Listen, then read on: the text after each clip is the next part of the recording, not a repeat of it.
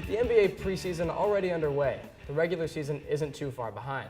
I'm joined by our NBA experts Thomas and Bennett to preview the upcoming NBA season. So you guys are going to give me your predictions on which teams will win their respective conferences and also some other possible teams to watch out for. Starting with Bennett, who's your Eastern Conference winner? All right, so this year, the Eastern Conference, I think the Cleveland Cavaliers have the best shot at taking home the title. Anytime you add two of the top 10 players in the league to an already decent team, I think you're going to have a really good chance of winning. And I really like some of the moves they've made. They've added Kevin Love and to the team that they already had. And I think a key guy to watch out for this year is Dion Waiters, who's a guy who every time you have LeBron James on a team, three-point shooting is a key. And Dion Waiters is a guy who was shooting over 40% from the corner last year. So I'd look for him to really make an excel and make a new step forward this year.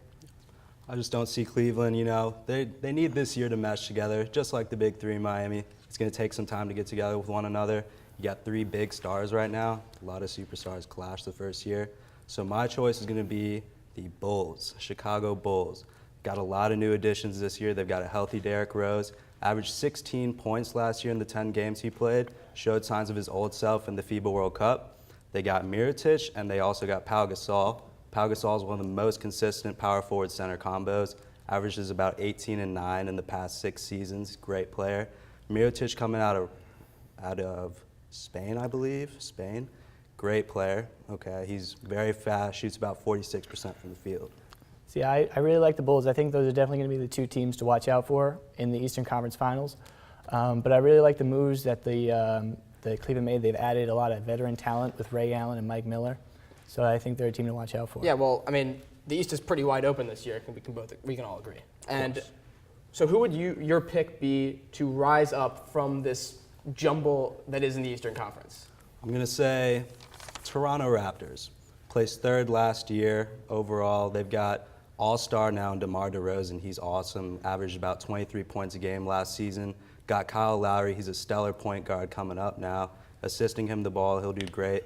They just need someone else to score for a third option. I'm thinking Jonas Valanciunas.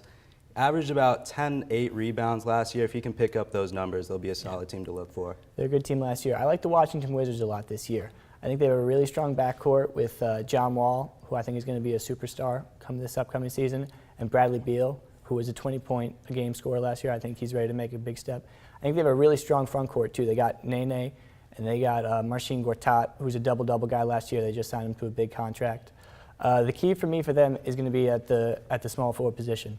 They signed Paul Pierce. We know he's aging a little bit, but one guy to look out for is Otto Porter Jr.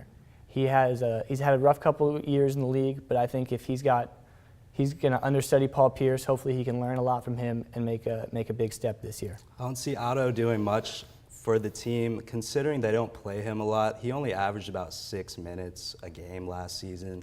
So I'm thinking if they give him more playing time, he could definitely make a difference. I think they're going to miss Trevor Ariza. He was big on defense for them. He could cover that small forward position very well. But, it's a long season. Well, guys, it's hard to call any team in the East a dark horse at this point because they're all pretty even. But we're going to move on to the Western Conference now. Who wins the Western Conference? Oklahoma City Thunder. They will win. I'm thinking it's their year. Kevin Durant, he's Kevin Durant. Amazing season last season. He's still going to do the same things this year. Probably won't repeat the same production, but like I said, he's KD. You got Russell Westbrook, his sidekick, backing him up. He averaged about 22 points and 7 assists last season in only half the games played. And by the way, he had 3 triple-doubles in the postseason. He's a beast. Then I just think they need a third option. If Serge Ibaka or Jeremy Lamb can pick up the scoring, they'll be unstoppable. So I think it's a little bit of a boring pick, but I think the San Antonio Spurs are looking to make it 3 in a row in the Western Conference. I just don't really see a team as loaded as the Western Conference is that can beat them in 7 games in a really defensive, competitive playoff environment. They got Tim Duncan coming back for his 18th season. He's 38 years old, but I think that they have such a good supporting cast of players. They got all these international players. They got Boris Diaw, Patty Mills, Tiago Splitter, guys who could fill in and do a really good job playing a different brand of basketball than the brand a lot of teams in the NBA are used to. And for Kawhi Leonard, the NBA Finals MVP, played fantastic in that series last year against the Heat. If he can keep up that production for the whole year, and especially once they get into the playoffs, I think they're going to be a really tough team to beat. Well, you were saying that you didn't think anyone could beat the Spurs in a 7-game series. but who would be your dark horse to maybe upset the Spurs from the Western Conference? My dark horse is a team that did not make the playoffs last year. I think the Phoenix Suns are a team that could really make a jump forward this year and make the playoffs. They had the coach of the year last year in Jeff Hornacek, and they had the most improved player, point guard Goran Dragic.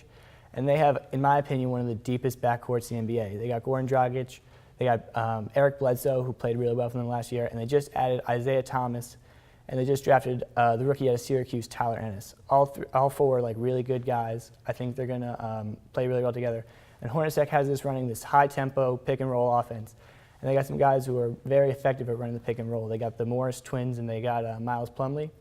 And I think those guys are really going to keep doing what they're doing. They got another year of experience under their belt. They're all growing together, and they're playing a really attacking breed of basketball that I think is going to do well. Only problem I see with Phoenix is great on offense, top 10 offense, but bottom 10 defense. They let teams score so much on them. Emeka Okafor is a big pickup for them, but it's not going to change that much. So my dark horse is going to be the Dallas Mavericks. They've got, pretty much a new team. They got Tyson Chandler back, just picked up Chandler Parsons, stellar shooter out of Houston, averaged about 46% from the field total, 16 points a game. He's awesome. And then, like I said, Tyson Chandler is going to help on defense. They needed some more rebounds. They bottom 5 in the NBA last season.